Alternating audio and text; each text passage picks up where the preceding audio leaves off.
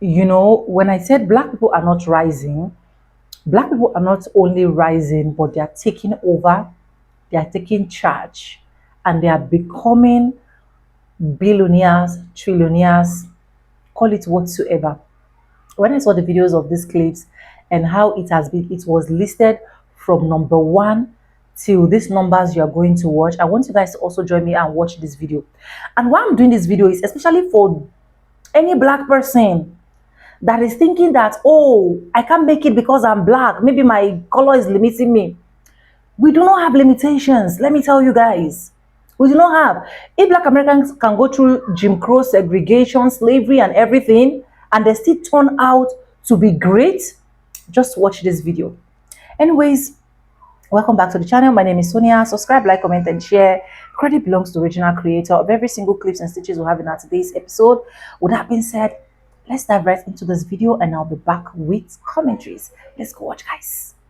19 black billionaires. Here we go. Boom. Aliko Dangote, 11.5 billion, Nigerian, cement and sugar. Mike Adenuga, 6.1 billion, Nigerian, telecom and oil. Robert Smith, 5 billion, American, private equity. David Stewart, 4 billion, American, IT and enterprise telecom. Abdul Samad Rabiu, 3.2 billion, Nigerian, manufacturing, infrastructure, and agriculture. Oprah Winfrey, 2.7 billion, American, media and entertainment. Strive Masiyiwa, 2.4 billion, Zimbabwean and British. Telecom. Patrice Motsepe, 2.3 billion, South African, rare mineral mining. Finance and sports ownership. Michael Jordan, 1.6 billion, American. Endorsements as the greatest basketball player of all time. I'm going to talk about LeBron, chill out. Shoe sales, sports ownership of the Charlotte Hornets, investments in auto sales and restaurants.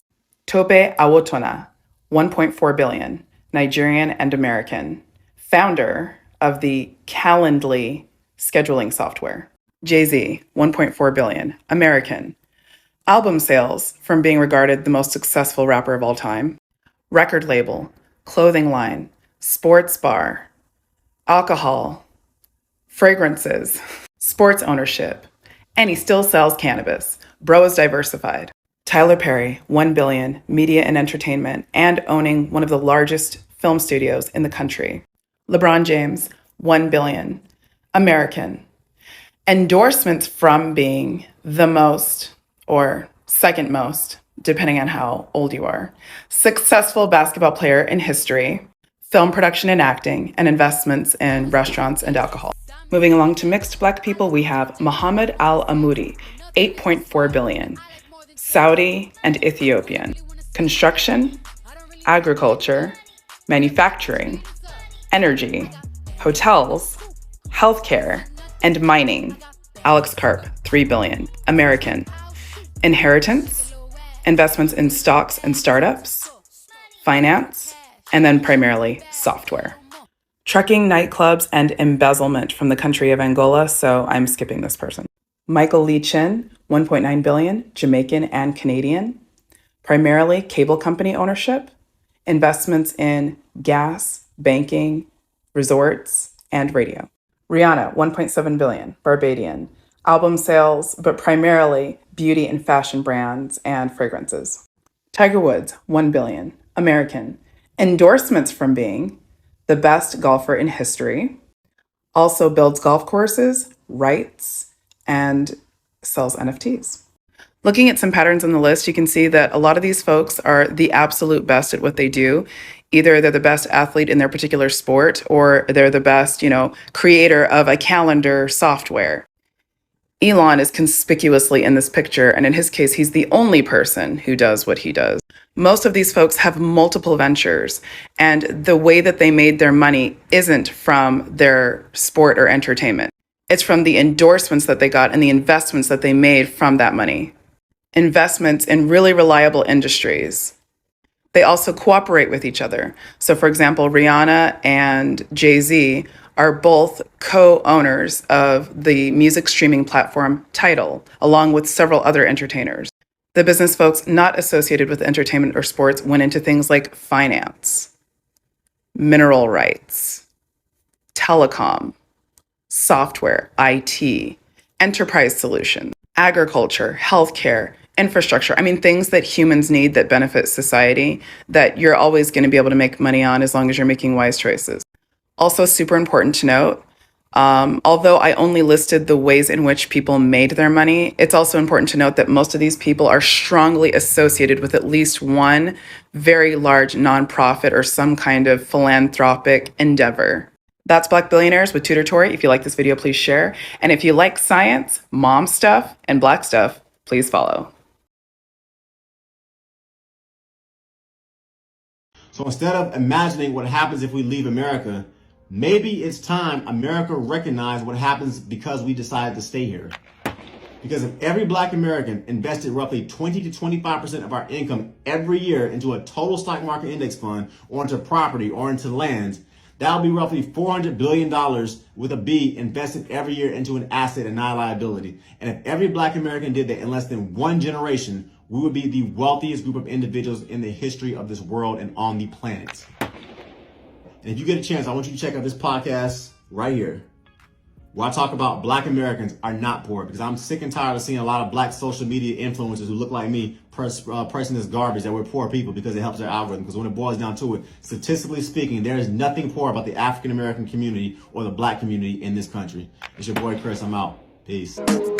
They weren't lying when they said Black Americans are the richest Black people on planet Earth, because check out these hourly wages in the Caribbeans. Big Katie's coming in at a 41 cent an hour. Whoa, if that was me, I'll be on my Kurt Franklin. Do you want a revolution? Whoop, whoop. Do you want a revolution? I say, do you? I mean, that is what they known for, right? Did they gain their independence, or was it yellow fever? But anyway, look at Jamaica. $2 and some change. That's not enough money to spend a weekend at one of those resorts on your island that's blocking you from accessing your beaches. Some studies even show that Jamaica only have access to 0.6% of their public beaches. And $2 and some change an hour ain't gonna change that. And it's crazy because tourism in the Caribbeans make billions of dollars, but their residents, the citizens there, are just workers in their own land with no control. But anyway, shout out to Black Americans being the highest earners on the planet. I might follow up with an African edition. Okay, first of all, we're going to start and we're going to talk about economics. The average Black man that lives in the U.S. makes about $70,000 to $75,000 per year. If you're in a place like Kenya, like I am, I want to let you know that right there is a little bit over 1 million shillings per month. With that type of money, you're in the top 0.001% of society. That means to find another person making 1 million shillings a month, you have to go through 1,000 men.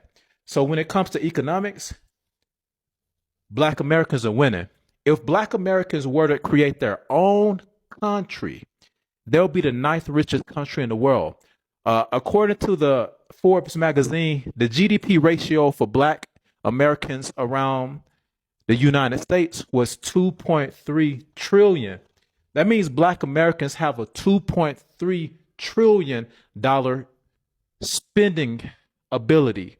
That's what pisses us off. They have the resources to change the narrative at a huge level. From building schools to buying tech companies to doing all these things that can put us in these playing fields.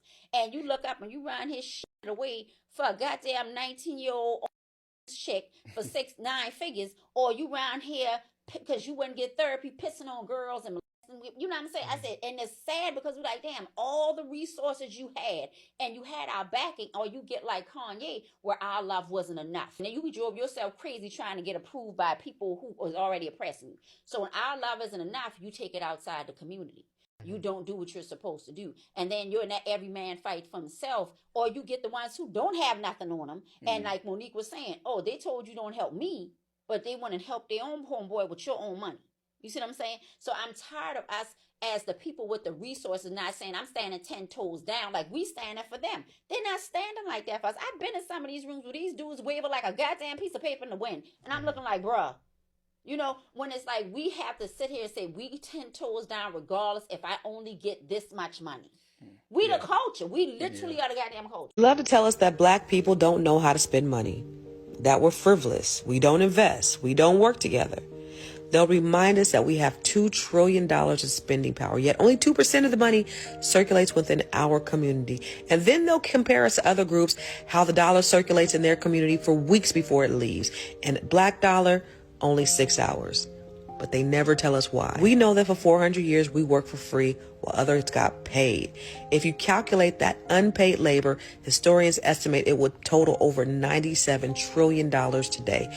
That's $97 trillion in stolen wages, compounded growth, and generational wealth that never entered black hands. We built this nation's economy, the railroads, the cotton, the agriculture, the wealth, yet never reap the rewards. So when they say we spend frivolously, remind them that we're spending in an economy we built that we were systematically excluded from owning.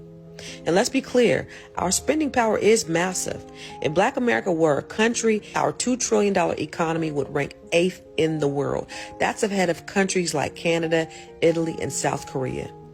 That means we do have money, but it's time to redirect that power towards ourselves. Now, before integration, the black dollar circulated for up to a year within our community.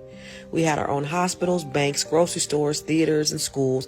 We spent with one another, and that's how we built all of these black Wall Streets across America. After they bombed and burned down and we rebuilt, something happened. Integration. Because when we no longer had to do business with one another, we stopped doing business with each other. We thought the white man's ice was colder. We took our money, our power, and we gave it to everybody else. Now, when you go into black neighborhoods, what do you see?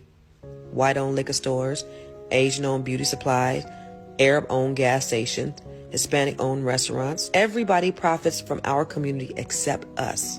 And the truth is, less than 3% of the businesses in predominantly black communities are black-owned.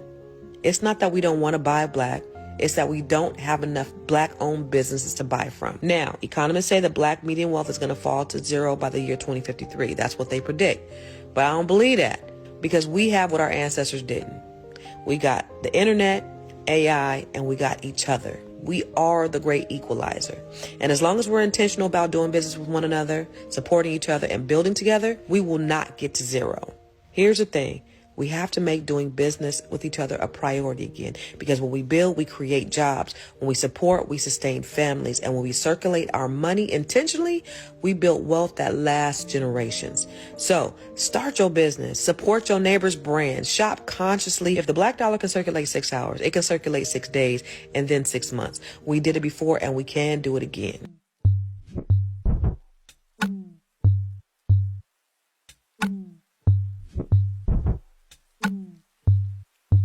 The best victim is a dead victim, and racism quite literally kills, but people refuse to see it for the public health crisis that it is. I've been reading Plundered by Professor Atuhene, which talks about how predatory governance and illegally inflating property taxes quite literally led to the demise of Detroit and caused one of the most wealthiest cities with a huge black population to lose so much of the generational wealth that was meant to be passed on to their children. The city of Detroit has more property tax foreclosures than any other American city since the Great Depression. As of 2009, the local government has confiscated 1 in 3 homes, robbing over 100,000 families of wealth, stability, and the relationships that they have developed with neighbors over the decades. Between 2009 and 2015, the city of Detroit inflated the market value of 53 to 84% of its homes, violating the Michigan's constitutional rule on how to properly calculate property taxes, resulting in the city of Detroit overtaxing homeowners by at least $600 million. Out of the 63,000 Detroit homes that had delinquent tax debt in 2019, the city overtaxed about 90% of them. The systemic overtaxation has caused an enormous transfer of wealth from homeowners in this majority black city to government coffers. The professor goes on to talk about this intergenerational phenomenon called root shock, which is the traumatic stress reaction to the destruction of all or part of one's emotional ecosystem, which causes weakened communities more vulnerable to negative forces, chronic illness, and even death. Racism kills. The professor highlights how it is a combination of racist policies such as racial covenants, urban renewal, redlining, blockbusting, predatory mortgage lending, and illegally inflated property tax assessments that are to blame for why so many Black people in the city of Detroit lost their homes. But instead, like we tend to do with systemic issues and systemic racism, we put the blame on the individual, saying that they have some sort of character or moral flaw that caused them to be in that position. There are so many racist policies that combine to make this issue. You have to have a multi-hyphenated and a multifaceted approach to systemic racism. Although this book is focused on Detroit, this is also the story in so many other cities in this country that have majority Black populations. I would highly recommend this book for people to truly understand the many factors that are prohibiting Black people from generating wealth in this country. I will be adding this book to my list of additional resources if any of y'all are interested in learning more about the racial wealth gap. It's linked in my bio. You can give me a follow and watch my previous videos. Thank you for tuning in. Okay, bye. Want to know the number one factor in building Black generational wealth? Property. And that's exactly why it's been under attack for over a century. Land and homes are more than shelter. They're assets that appreciate over time, create equity, and can be passed down. Generational wealth starts with property. It's the difference between renting forever and leaving your children an inheritance. But here's the problem. Black property ownership has always been targeted. Land theft during Reconstruction, redlining, and discriminatory lending in the 20th century, and gentrification today, pushing families out of historically Black neighborhoods. Each time, property and the wealth it creates gets stripped away. Despite this, Black families and communities continue to fight back. Through community land trusts, Black-owned real estate firms, and intentional property buying, we're rebuilding the foundation for wealth that lasts. Ownership is power, and it's the starting point for generational security. Property has always been the bedrock of Black wealth, and protecting it means protecting our legacy. I cover stories and strategies like this every week in Creativity Meets Capital. Subscribe now via the link in our bio, and let's build wealth that lasts for generations. Talking about this because he didn't believe it, but I said, well, let me go fact check it. And it was real. So in Atlanta, the average net worth of Black people is $5,000 in Atlanta. In New Orleans, it's $14,000. In Charlotte, it's $48,000.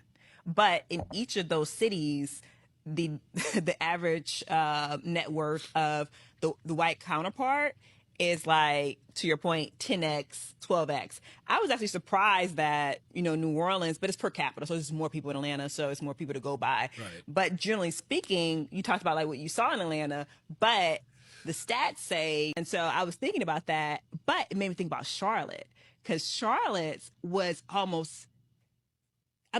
literally almost like 9-10 times that of Black people in Atlanta. So I was like, dang, we don't talk about Charlotte Black people enough, because clearly they got something, they're doing something right as it relates to growing Black wealth in Charlotte. But how many times do you hear people talk about people in Charlotte, Black people? You don't. You don't hear anything. But what you do hear, and what is true, numbers, stats, as a whole, we are still headed to zero than we are heading anywhere else. Our net worth as a culture is still headed this way, not that way. And from a, oh gosh, I'm about to get on this soapbox. So I think the community as a whole, the Black community as a whole, hasn't accepted the fact that it's okay to be Black and rich and wealthy. Child, y'all better pay attention to what's happening right now. Cracker Barrel, struggling. Target, struggling. Hospitals, shutting down. Why?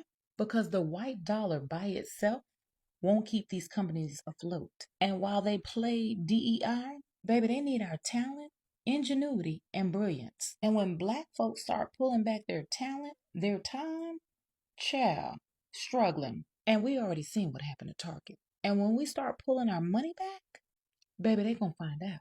See, what some white folks don't understand is this. Black people are a gift. Our ingenuity, our creativity, our brilliance. It's been the lifeline of this country. We've poured into it, even when this country gave us nothing in return. And let's not forget our buying power. Our buying power hit over $1.7 trillion in 2023.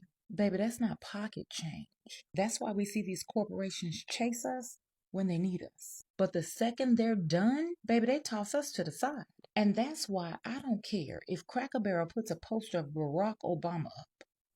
Baby, I'm still not eating there. And I don't care if Carnival Cruises comes crawling back talking about we love diversity. I see the game. I won't be back. And Target, let me be real clear. The last time I stepped foot in that store was the last time. Period. Y'all don't get to play in our faces. Use us when it's convenient, then toss us aside. Not anymore. Because above all, this country understands the dollar sign. And it's time we start reserving ours for us. That's why I keep saying Black love, Black unity, Black strategy, Black community. Because, baby, we need to build our own infrastructures from soup to nuts so we won't be out here begging for a seat at their table anymore. Baby, those days are over. So if that resonates with you, join the movement. Baby, everybody won't get it. And that's fine. But those that do, we're still building. So drink your water. Stay rooted, real, and knowledgeable.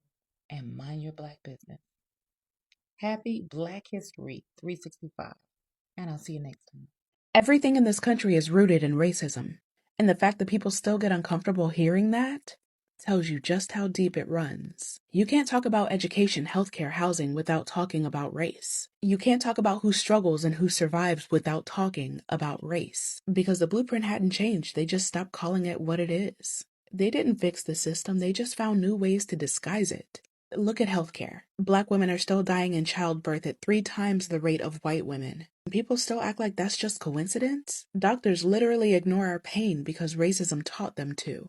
Look at food stamps. Every time the government threatens to cut aid, they flash an image of a Black mother on Fox News or Newsmax or what the hell ever.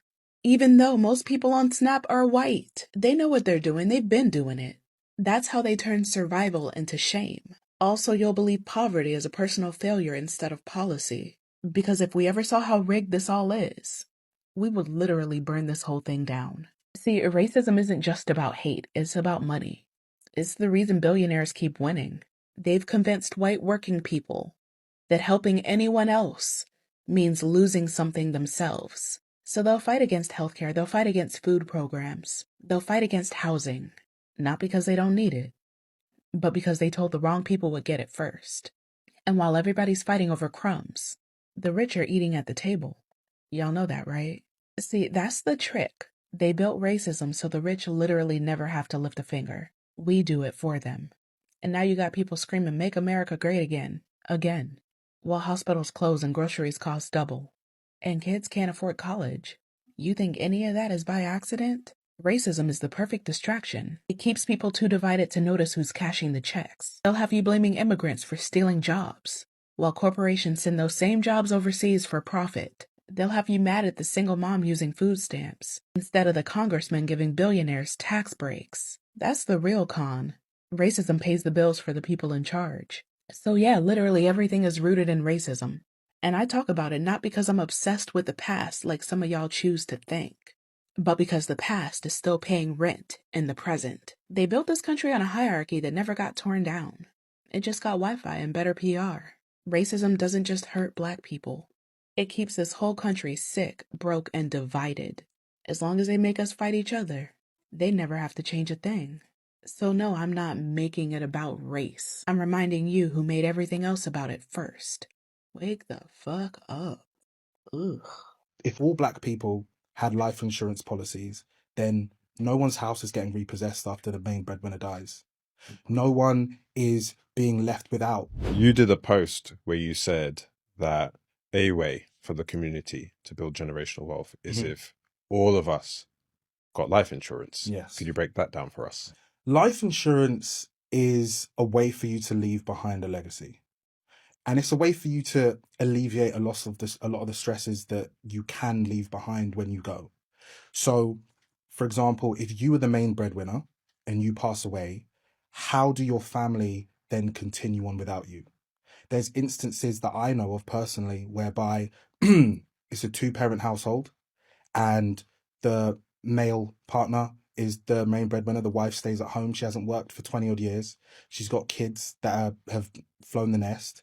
And then the partner dies. The main breadwinner dies. How does she then continue to create money? continue to pay the mortgage.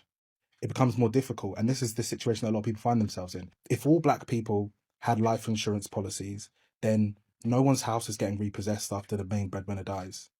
No one is being left without. Like, that could be a key way for people's grandchildren and children to pay off their student loans, to be getting themselves out of debt, get on the property ladder.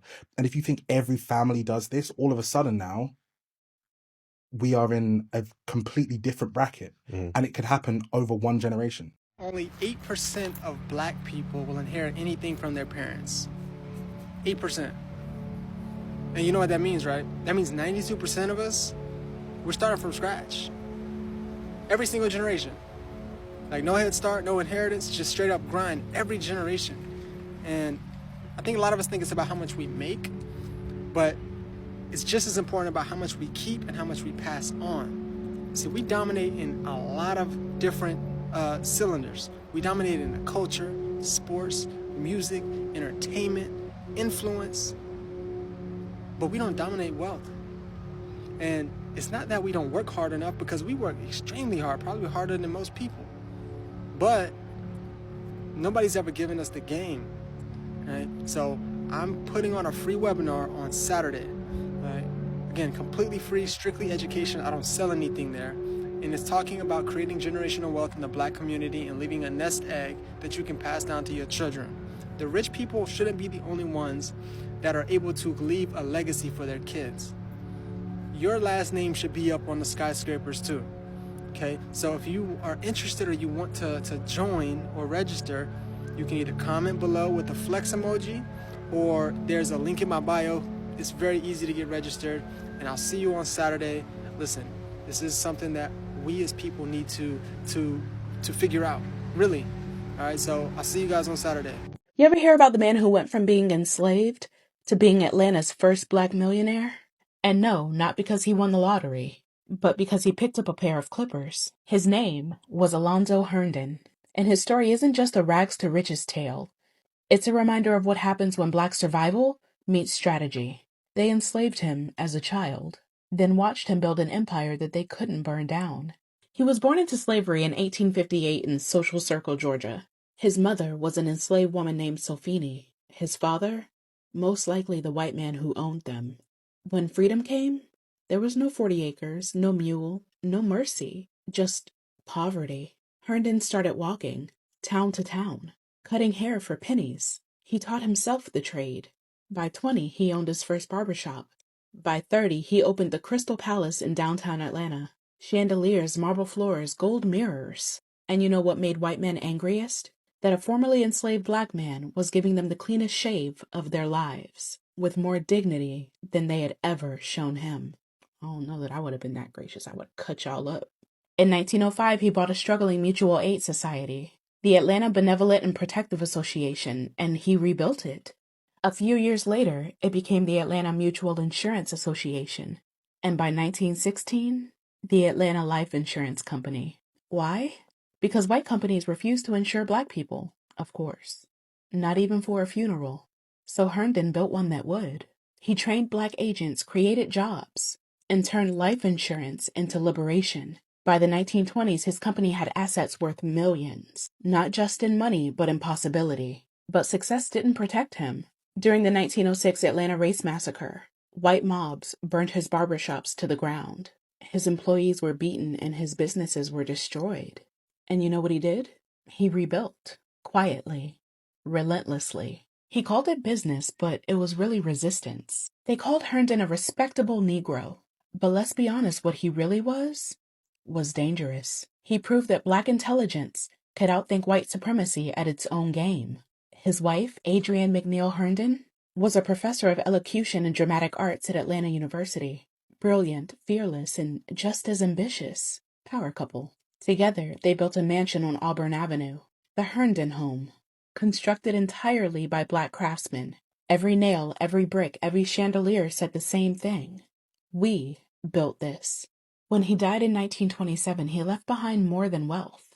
He left proof that ownership was protest, that economic freedom is political power, that dignity, when refused, becomes a weapon. They tried to keep him in chains, and he turned them into capital. Born enslaved, died a millionaire, and never once apologized for it. They'll teach you about Rockefeller, sure, but they'll never mention Herndon, because his wealth wasn't inherited. It was earned through resistance. Every policy that Atlanta Life sold was a receipt of survival. He didn't just cut hair. He cut through history and made freedom profitable. Say his name, Alonzo Herndon. Did you hear about the woman who was born into slavery and ended up becoming a millionaire? I'm Tierica, the author of Dallas, Texas Black History Uncensored. And when I learned about Hope Thompson, I couldn't help but be proud to be a Black woman. Hope Thompson was enslaved for 40 years before emancipation in 1865. As one of her first acts of freedom, she and her family moved to one of the freedmen's towns in Dallas, Texas to create a better life. Day in and day out, Hope worked as a washerwoman for rich families and anybody who needed it. And every day, as she washed those clothes by hand, she meditated on an even bigger dream. She wanted to be a landowner. One day, she got the bright idea to do a trade that would change her life.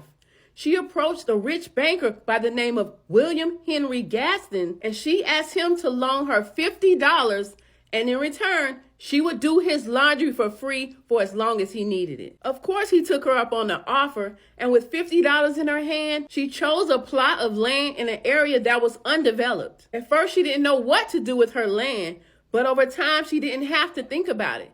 Soon, railroad depots were established in Dallas, and the city became a hub for business and travel.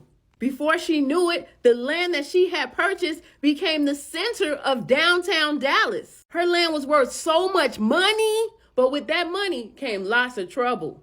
People were suing her left and right, trying to take her money, trying to take her land. Her no-good-ass husband, Isaac, was the main one. He was putting his hands on her, threatening her, telling her she was ugly. He was jealous that she was so smart, and eventually he left her to find somebody who was more on his level. And thankfully, when he left, he didn't get a damn dime. But he wasn't the last person to threaten her fortune. All kinds of white men showed up, taking her to court, saying that she really didn't own that land. Some men even showed up, telling her that she was a fraud and she better get out or else. And then there are those who came with a smile, trying to scam her and trick her into signing papers, but she didn't go for it.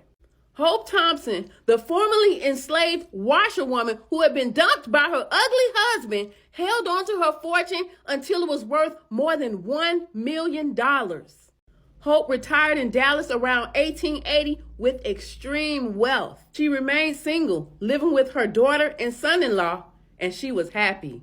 How much do you love that rags to riches story? Leave a comment to let me know. I'm Tierica with the T. Follow for more Black history. African Americans are the richest Black community in the world.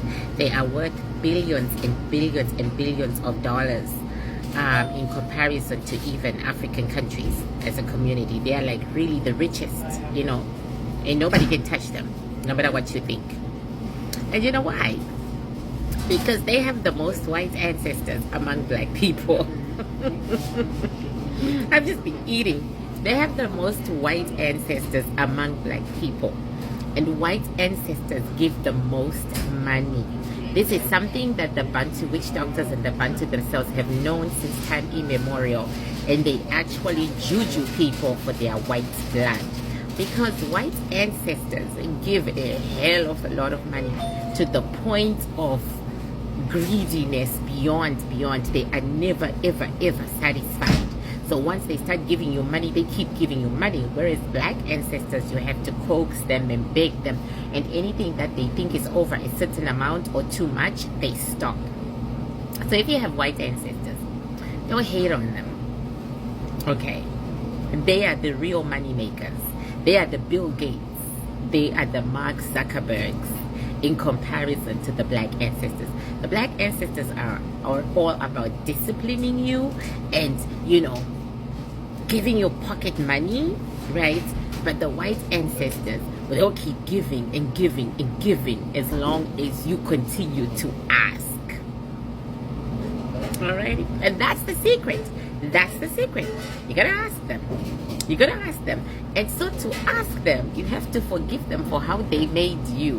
Like I said in my live on YouTube, forgive them for how they made you, and then ask them. But the rest of that is on my live on YouTube. I just thought I had to tell you guys that you are the richest.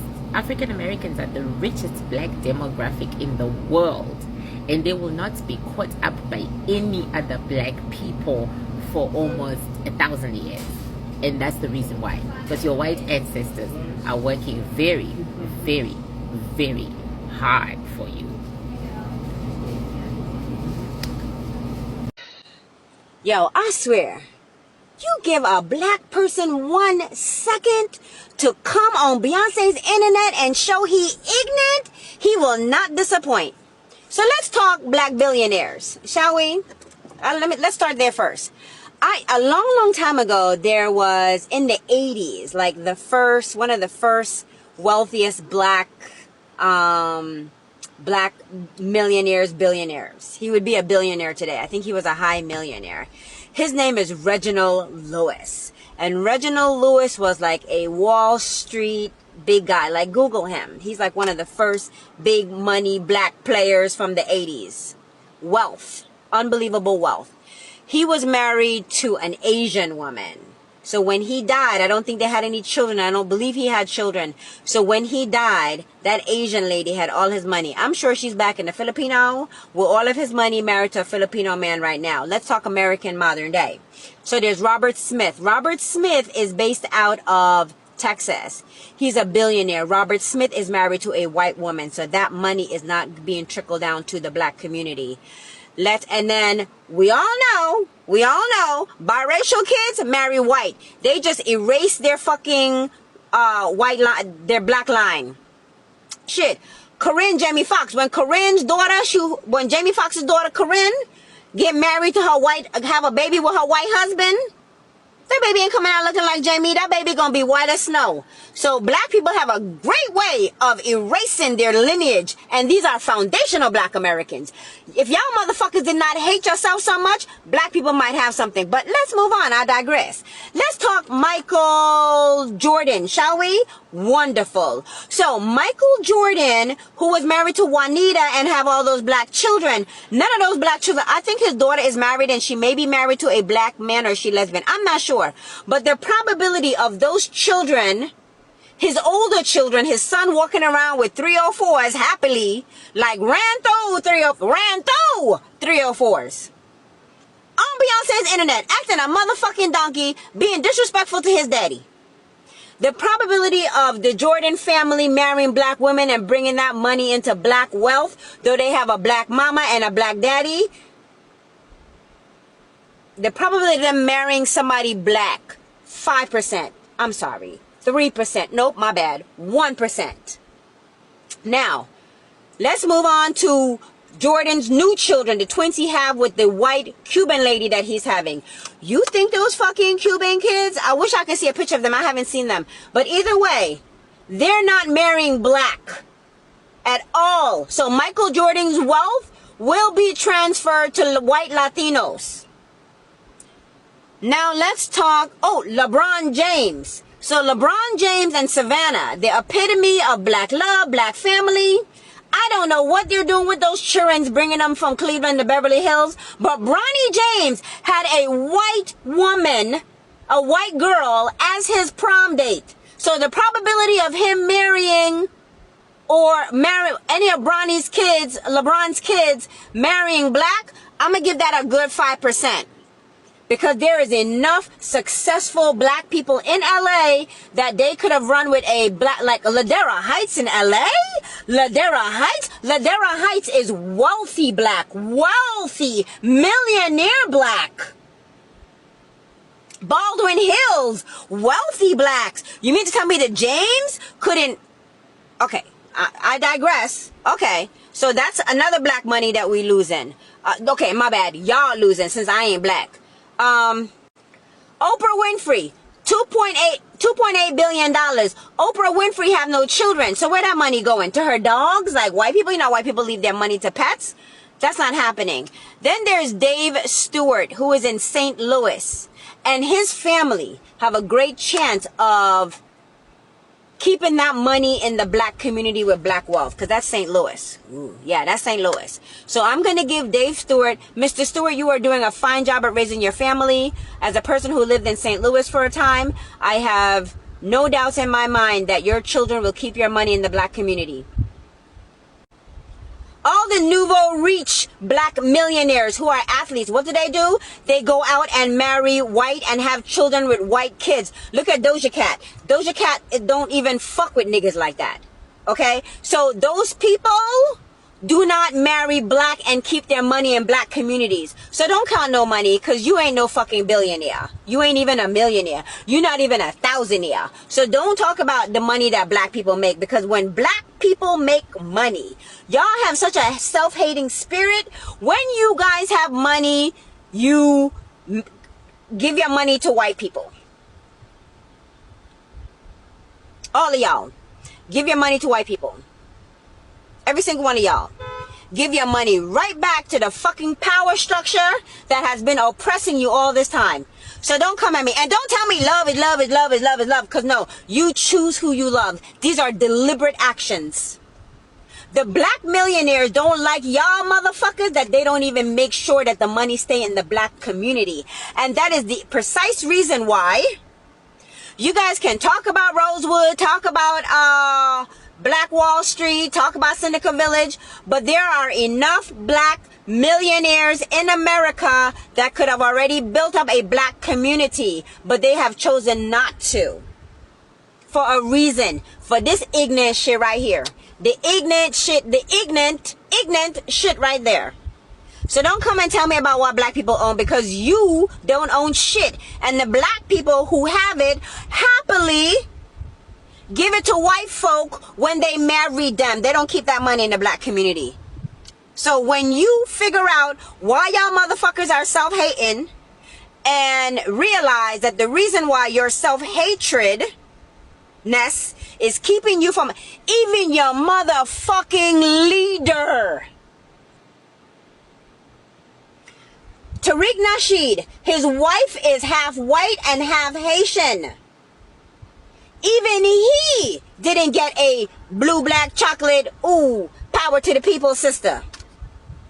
Even he did the whole, what Cat Williams say? Everybody get the same light-skinned wife. He called them ugly, but I don't think Nasheed's wife is ugly. I don't think any black woman is ugly.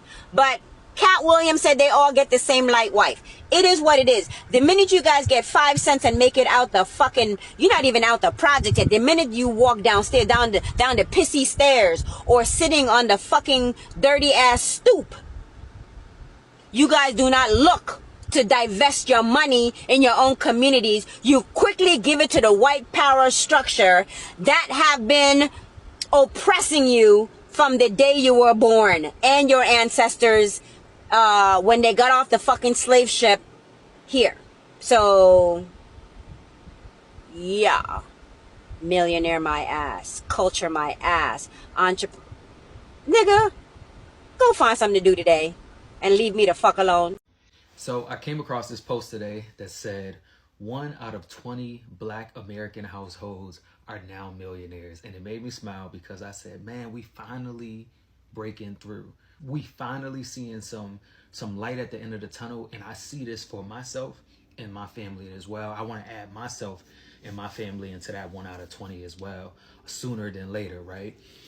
It also had me thinking, like, what is some of the biggest barriers that we face in our community that we are doing to ourselves? Now, there's a whole host of things that the system does to us, but what are we doing to ourselves that we can try to reverse and take ownership of to propel ourselves and our family into wealth, right? And the first thing that comes to mind is managing our debt. We as Americans as a whole love debt. We love charging something. We love payments. We love, Klarna was the worst thing that happened to us. But black Americans specifically, we feel like we got a point to prove. We always need the new car. We always need the designer clothes. And shoes. We always need the vacations. We always need to be posting and sharing a life of luxury, even if we haven't earned it yet. We feel like a lot of us just feel like we gotta showcase that, right? Which puts us in a massive amount of debt. And it's one thing I've learned as someone who is big on debt payoff and building wealth and investing, is that it's really hard to invest when you don't have no money at the end of the month, because you're giving it all away back to the credit card company, back to the personal loan company, back to the bank, back to the auto loan company, back to the, you know what I'm saying, back to the student loan company. Like, we have to prioritize paying down debt. So I bring this all up to say, I actually want to show y'all how much debt I have right now. As someone who is Black, American, a family of 4, I have an 820 credit score, and I'm gonna show y'all exactly what my debt profile looks like from Experian right now. So here it is. I have $365,000 of debt. As you see here on the breakdown, 321,000 of that 365 is real estate, and that is the debt for 2 properties. One property that I personally own and live in is I owe $130,000 on, the house that I'm currently recording this video in. I owe $130,000 on this house. This house was bought in 2019, and I owe $190,000 on a rental property that was purchased in 2021. So that's the only real estate debt that I have. And actually the debt that I have on the mortgage of the rental property not only makes enough money from the tenants to pay for itself, its own mortgage, but it also makes enough money to pay for the personal residence that I currently live in as well. So I'm pretty much at a net zero every single month in regards to my living expenses and the debt that's being serviced for that 321,000 or so. The other 44 roughly thousand, it says credit lines and credit cards. I actually don't have any credit card debt. I don't have any automobile debt. I don't have any personal loan debt. I don't have any student loan debt either. None of that stuff. That 44,000 is actually a HELOC that I took out 2.5 years ago on my personal residence to do a 6-figure addition on our home. We've paid it down to around 44,000 so far. That's the only thing left. So even though it says credit cards and credit lines, they just group those together, but it actually is just a second mortgage on my primary residence. So really, I only have real estate debt. I don't have any other type of debt, right? And what that allows me to do is have money left over every single month to invest. If I had car notes, if I had credit card debt that I was paying every month, if I had personal loan debt, if I had student loans that I was paying every month, it would make it significantly harder to put money aside and invest for my future and get us into that $1 million status, that 1 out of 20, right? And I noticed from just talking to people for years and years about money, the main thing that's holding them back is debt. It's not that they don't know how to invest. It's not that they don't want to invest. They literally can't because they make $6,000 a month and $5,800 goes to bills. So when you manage your debt properly, not only will your credit score benefit from it, but you'll actually have money left over to take ownership of your future. The key to all Black people being rich is appropriation. Like, we get on white people for appropriating hairstyles, braids, music, whatever. But you know who can appropriate everything and get in no trouble at all? People from Asia. I'm in New York City and they appropriate everything. They got Hawaiian barbecue ran by Asians. They got Peruvian chicken ran by Asians. Then I went to Queens and they got Guyanese food made by who? Asians. They appropriate everything. That's how they get paid. They getting paid over here in America. They can come set up in our neighborhoods and they get money. Now, this is not traditional hate to anybody that's Asian at all. I just want to let that be known. But I'm saying Black people should appropriate more. There's somebody that got a restaurant called the Black Dragon in Philadelphia, which he's basically took it and spun Asian food into like our culture, like I guess kind of appropriating it. And he's doing fine with that business. But I think that's the key, is to take all of these cultures, everything that we have going on planet Earth, and incorporate it into our own, because other people do it and get paid, but Black people not doing it as well. So let me know your thoughts below. Let me tell y'all about a Black woman who went from enslaved to becoming one of the wealthiest landowners in Los Angeles. And she did it with nothing but skill, strength, and straight up determination. Her name was Bridget Biddy Mason, and her rise is one of the coldest stories America tried to forget. Biddy was born into slavery in Georgia in 1818. No last name, no freedom, no education, but she had a talent: healing, midwifery, herbal medicine, nursing. She learned it all from the women around her. This ended up becoming her superpower. In the 1840s, her enslaver dragged her across the country, from Georgia to Mississippi to Texas, and eventually to California. But here's where things get crazy. California was a free state. Slavery was illegal, but her enslaver tried to keep her hidden so the courts wouldn't find out she should be free. But Biddy wasn't going for that. In 1856, a free black community in Los Angeles discovered what was happening. They fought for her, they hired lawyers, and Biddy Mason walked into a courtroom and stood before a judge who had to decide whether she would stay enslaved or walk into her destiny. The judge ruled in her favor, and Biddy Mason, at 37 years old, became a free woman. No money, no property, no schooling, but she had skill, and she put those skills to work. She became a nurse and midwife for some of the most important families in early Los Angeles. She saved every single dollar, and instead of wasting it, she did something barely any woman, let alone a black woman, was doing back then. She bought land. In 1866, she purchased her first piece of property in downtown LA for just $250. That land today sits in the heart of a multi-million-dollar district. But she didn't stop there. She kept buying lot after lot, street after street. Property values in LA exploded, and her wealth grew right with it. Biddy Mason became one of the first black female real estate moguls on the West Coast. She opened the first black church in Los Angeles. She created charities, fed the poor, and built schools. She gave back to the community that fought for her freedom. When she died in 1891, she left behind an estate worth over $300,000, the equivalent of millions today. From slavery to owning half a block in downtown LA to becoming a pillar of the city's early development, her motto, if you hold your hand closed, nothing good can come in. If you open your hand, good will come to you. And she lived that. That's Biddy Mason, the healer, the freedom fighter, the entrepreneur, the real estate queen, another black legend they don't teach you about. I want to share something extremely important with y'all if I'm looking to cite this because I'm reading. According to several projections, if current trends continue, the median wealth for black Americans could reach zero by 2053. This is a significant decline for black Americans' median income by 2050.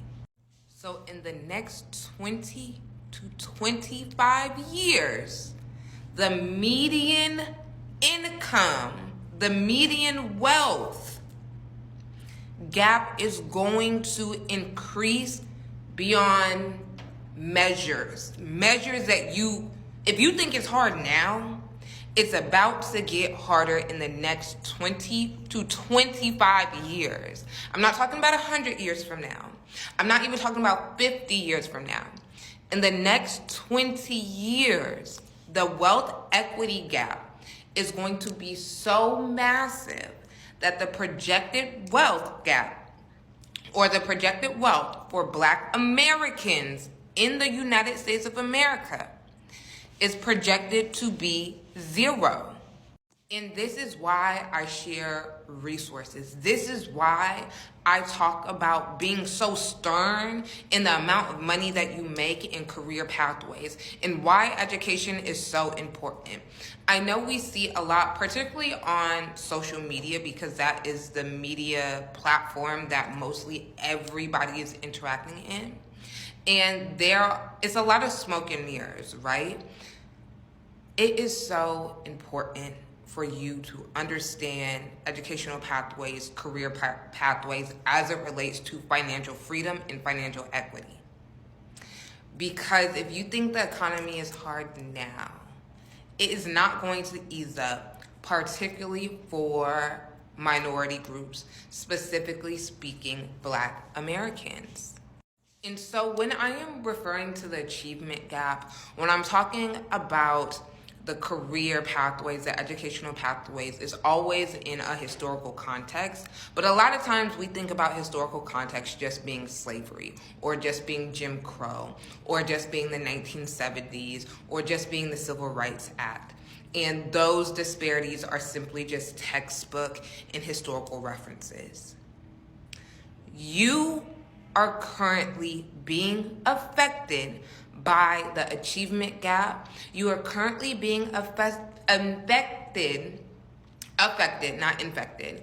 You are being affected by racial inequities, and the way to keep the haves and the have-nots is not giving you access to money, not giving you access to education.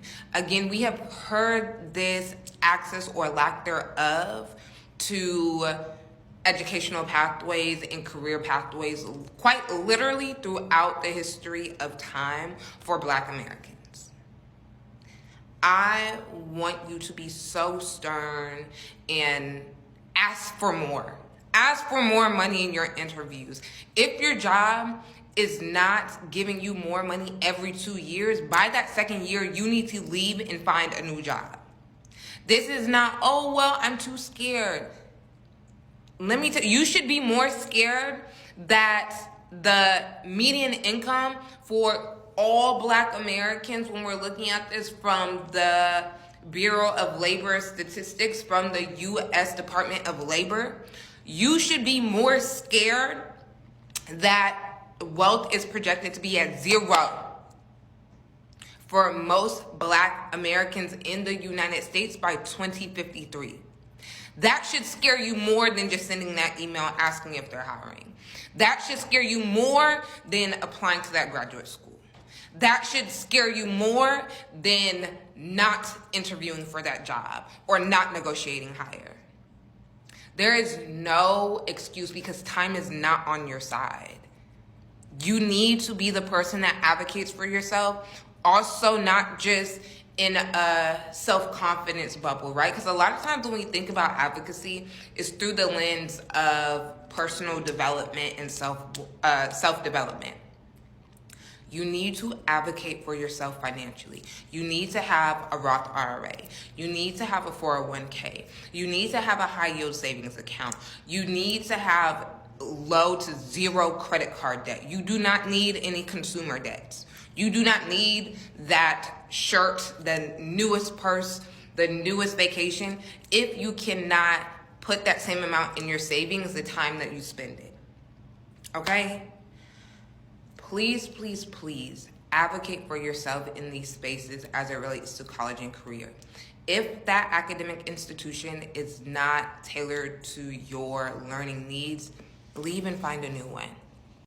Nice, but not easy at all. So for context, this comment is in reference to me becoming a landlord through generational wealth. And so I'm one of 22 kids in my family. I have 21 siblings, and we're split up into 3 buckets, like the older kids, the middle kids, and the younger kids. The older kids literally watched my dad be a taxi cab driver. They were picked up in the taxi after school, and then he dropped them off at home and run to his shift at the gas station where he'd be overnight. And then the middle kids, like, we grew up in the hood where, like, gunshots all around us, pow, pow.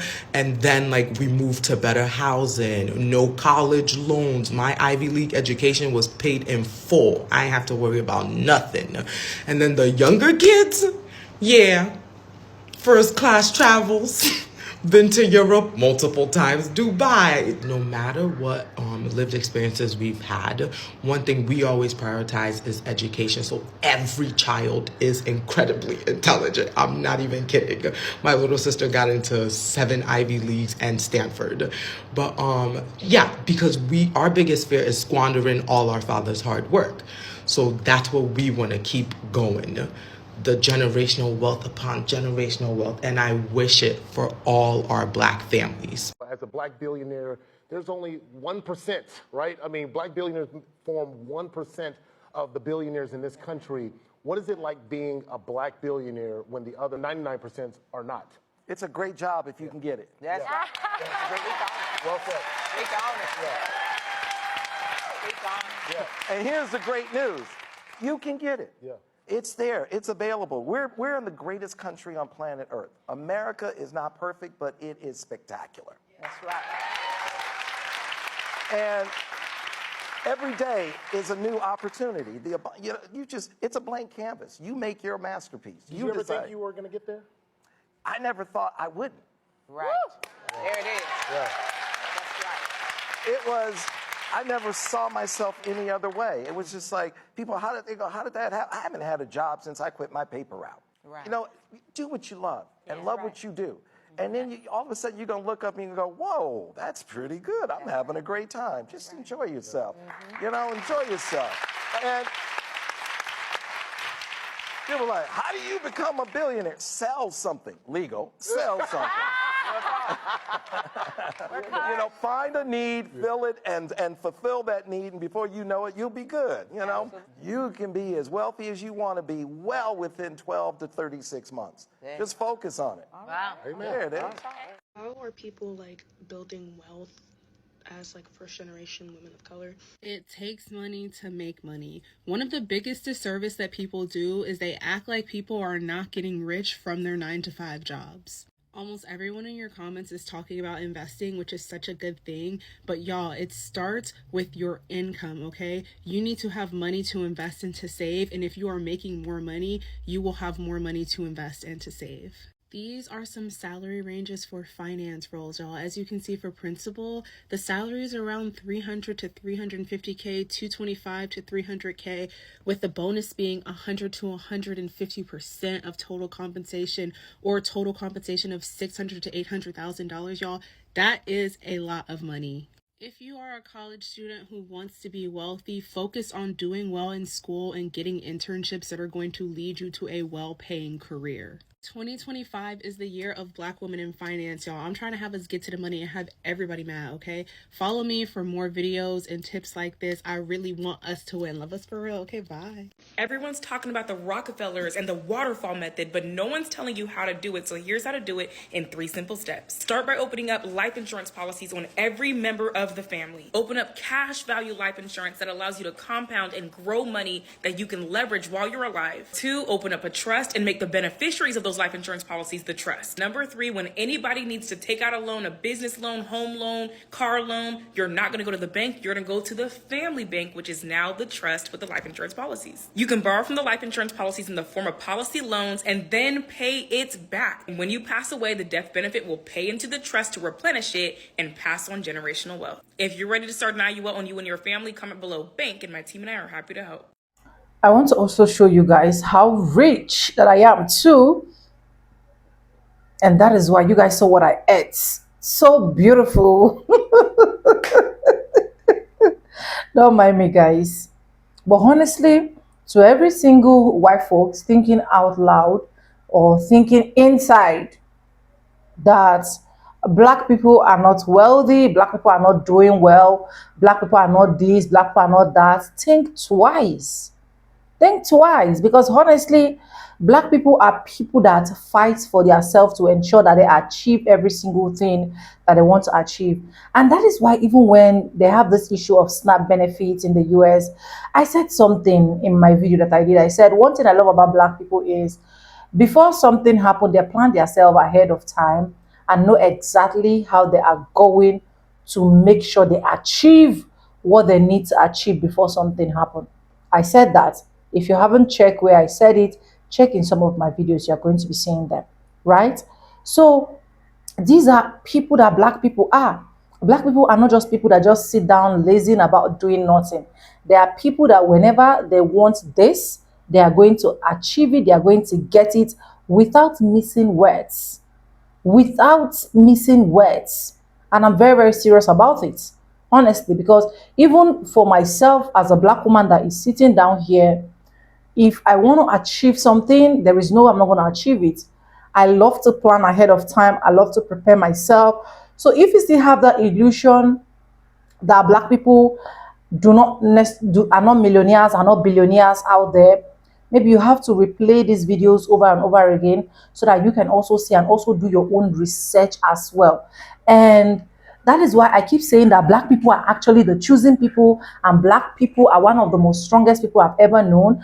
And if I am given an opportunity to come back to this world in 100-fold, I will choose to be Black. I would love to be Black. In fact, I will wish to be Black, because what is there not to admire?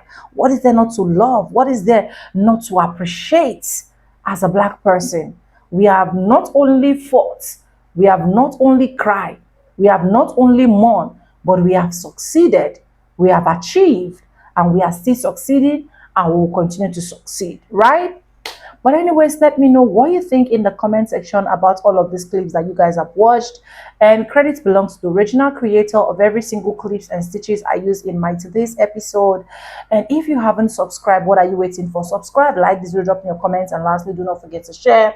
And I want to say a very big thank you to every single one of you liking my video, subscribing, to every single one of you that joined my membership and is sending super thanks. I love you guys from the depth of my heart. You guys have made me feel love. You guys have made me see reasons that this thing I'm doing, I should keep doing it. A lot of encouragement. Some persons even chat me up privately and they will tell me, just keep doing what you're doing, keep going. I know it's not all that rosy yet, but just keep pushing. And I'm so happy and I'm so grateful for those encouragement. Thank you so much. And with no further ado, I'm not going to say in my videos, I'm going to be saying bye now. See you guys in my next one. For now, bye guys. I love you guys. Mwah.